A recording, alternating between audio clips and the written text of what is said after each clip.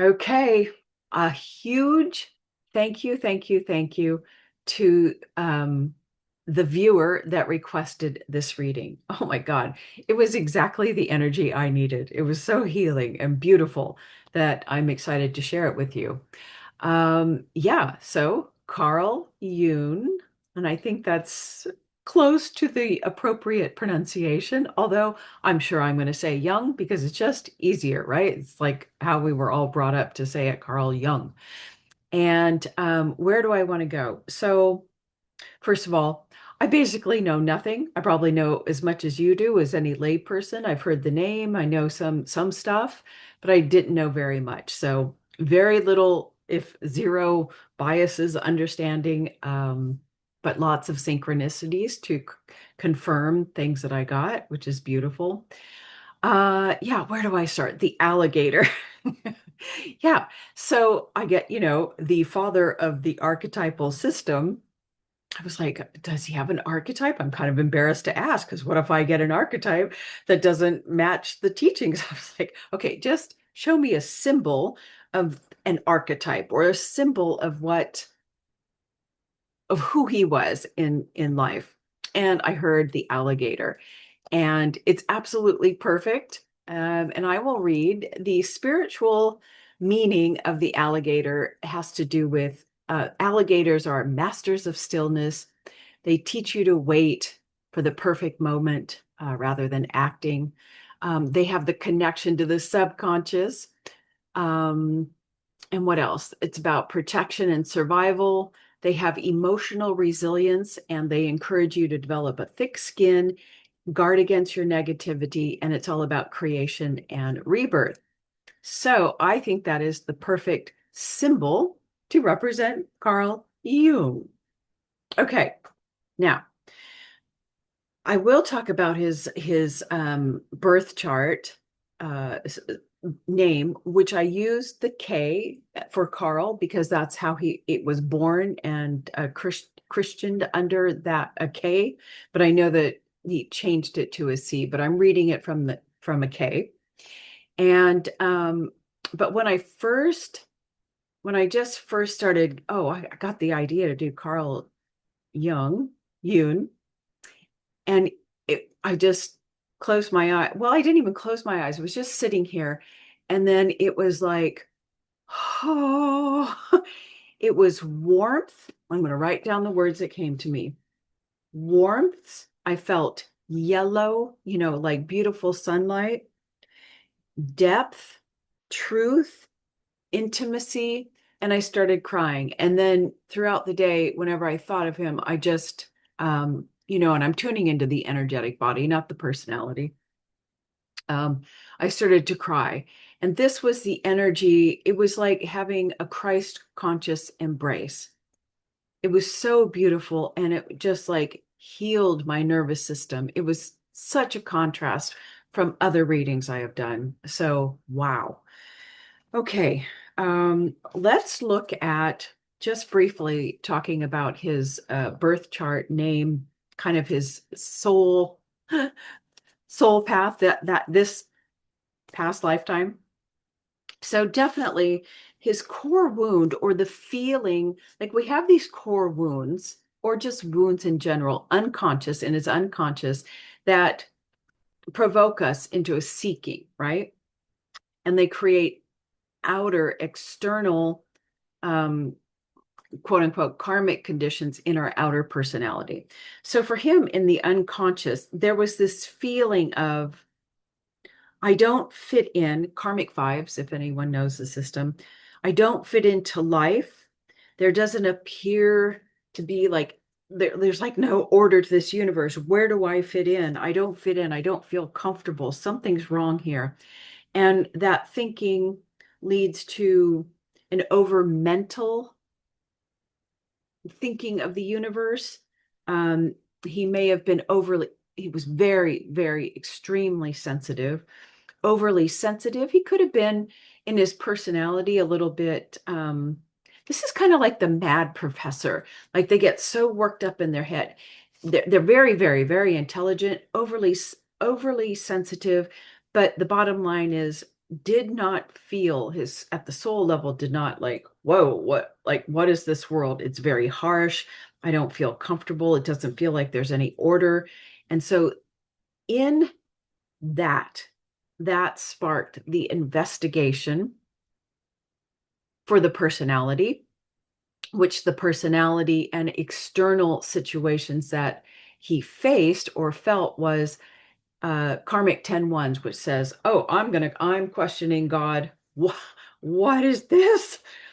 It's all about questioning God, questioning spirituality, or even seeking God, questioning the male patriarchal system, the male within himself, the use of power, all these things related to the male aspect of God and the system that he's in.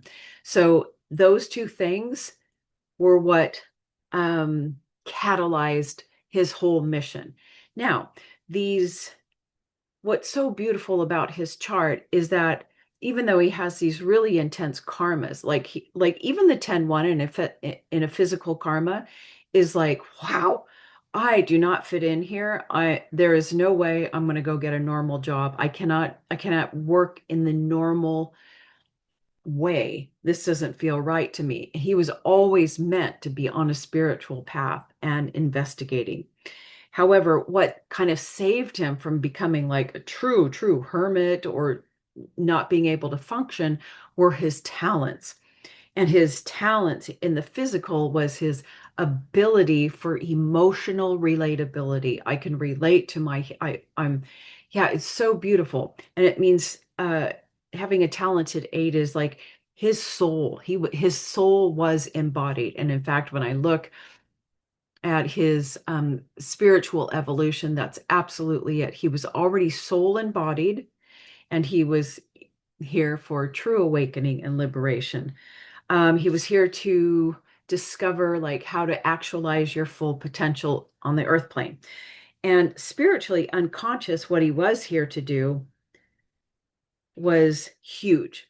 It's telling me the 22-4, he's completing a cycle on in his spiritual evolution. Um, he had what is called the serving consciousness. Now he's at the bodhisattva level, that I am working on the unconscious and ancestral levels. In fact, yes, when a soul comes in at that level, they're working at the causal body level, and they are absolutely working on their own ancestral traumas and blah blah blahs, as well as the collective. Okay. He was here to burn away all impurities personally for himself and also help others. And his overall life path was to create, to come to a whole new perspective, create some form, whether written form, some structure, new structure for people to benefit from. So a new perspective and a new understanding of things, and to create it in some physical form. And so he absolutely did. His birth name chart is perfect. Anyway, and also he was here to come to his own self-realization and liberation. And indeed he did. We'll talk about that later. Okay. So, yes, I asked. He has liberated conscious. Oh, yes. And when I realized he had liberated consciousness, then I don't sit around and have a set of questions. Uh, Not, I have a little template, but most of the time I just sit down and I start feeling into it, and the questions come to me. And so I would never normally ask this, but I asked, since he has a liberated consciousness, will he return to humanity as a guide of some sort? And I absolutely got a yes. Yes. However, he is not born yet. I checked into that. And estimated time of arrival. And again, this is storytelling coming from me. Who knows? Take it however you want, but it's a beautiful story and I want to believe it. Yeah. It seems like his ETA back on Earth will be around between 2035 and 2040. I'm curious about the year, if somebody is an astrologer, either Vedic or Western, is there anything particular around 2035 astrologically? Um, yeah, 2035. And sorry, my computer, I hope the noise on my computer is not coming through, but it sounds like the fan is going. It's a little disrupting to me. I'm hoping it's not bothersome to you guys. Um, Not yet born, 23. Yes. And during this time, let me see, I have notes everywhere. So why 2035? It's only until that time humanity and the energetics on the planet will be ready um, for his and all other prominent figures from the past to return. Yeah. So around 2035 is really when is what I got was the return of the Christ consciousness, the Christ conscious frequency, the return of Christ. And what I was getting is that this is the return of prominent figures. Yeah, sorry. You know, when that happens, it's like something touches my heart. And all of these figures are energetic descendants of Sanat Kumara, which and yes, I'm talking about new age metaphysical concepts, theosophical concepts. Never said they were wrong. I'm just saying used in the wrong hands at the wrong time can be a little bit wonky. But Sanat Kumara is basically Earth and this solar system is his babies, are his babies. I hope I have this right, but I'm close enough. And so he would be considered anytime you tap into God and source, you're actually tapping into Sanat Kumara. And I believe he is of the second ray, which is yellow, the sun. He is the sun. No, he's not the sun. He's the whole. Anyway, close enough. Okay, so around 2035 is the return of Christ and the Christ consciousness in multiple figures, multiple reincarnations or incarnations. Let's see. I in between this, I asked, were his teachings cosmos approved? Yes, more on that later. And what I got was Carl was an energetic descendant of an ascended master, yes, who was here to aid in the liberation of people. He was a Christ conscious soul, and he is a direct energetic descendant of Jesus or slash Sananda. I guess that's the galactic name. I don't know mm, what lineage of galactic species that is or Jesus, but anyway, a direct energetic descendant of Jesus and the Christ conscious frequency. What is he doing now? Well, he's healing. Not that he needed healing so much, but he's in training for reemergence. And he's at the temple of Sanat Kumara because when he returns to Earth, he will be a guide to others to revitalize soul bodies. Basically, and I say this with basically, it's what I am attempting to do right now. Yes. And what is that is there's a whole new way of living if you don't have a self and you're relying basically on your senses. Your subtle body has a whole new way of working and your senses. And it's kind of like how, and this is what these readings are helping me do. Every time I do a reading, I get more sensitive, more clear. I'm crying, gonna cry because I'm got chills all over my body. But also the energetics of the planet make it very difficult to kind of read the situation all from the solar plexus. Yeah. Okay, more on that later. I don't want to make this too long because that's what I do. Um, yes, so that's why he will be returning to help us. Yeah. So his greatest contribution, okay, and this is where I got beautiful confirmation, synchronicity from the universe that yes, the information above about being a direct energetic descendant of Christ, consciousness or being of Christ came from this hexagram or gene key that I got about regarding his greatest contribution to humanity. And that is gene key 32, and it's called duration, or that's the hexagram duration. And it's about the showing people that there's a constant evolution of consciousness to help create a path to our wholeness. I told you I had a list.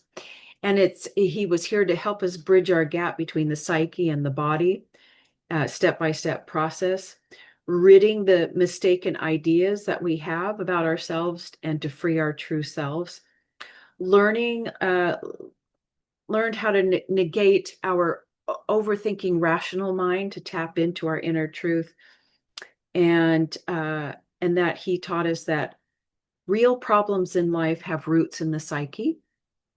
And the words from the gene keys, the gift is preservation and the city is veneration. And preservation is all about, oh, just like the hexagram talks about, oh, this thing that, or this thought, or this feeling, or this image that I have of myself is not working. I can get rid of this, but keep this. This is about knowing what to release and what to keep, what to, in order to make yourself whole. That's preservation. And he had a natural instinct for people and relationships.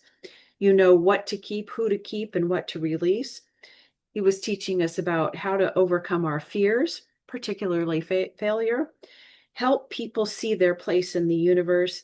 And he showed through his work how to have respect, reverence, and gratitude for all aspects of life, the dark and the light. Let me see here. Um, yeah, so that was his greatest contribution to humanity. His overall essence was that of gene key 3 and line 3, which is 30, which tells me 33, master number, master of communication. But he had this essence of innocence, childlike play. We're here to return to our own innocence, to see everything as very innocent and beautiful. He was a master teacher. Um, and now I want to talk about specifically some of his teachings. Like through Kundalini, there is the individuation of the self. Yes, universe agreed. Yes, good teaching. Sorry.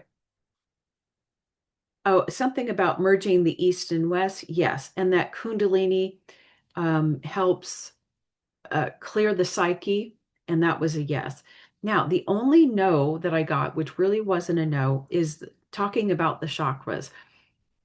And I've known this and felt this, never said it, but that the way the chakra system is being taught about it being a wheel, and then there's meaning about each of these wheels, how they are attached to certain aspects of our psyche, right?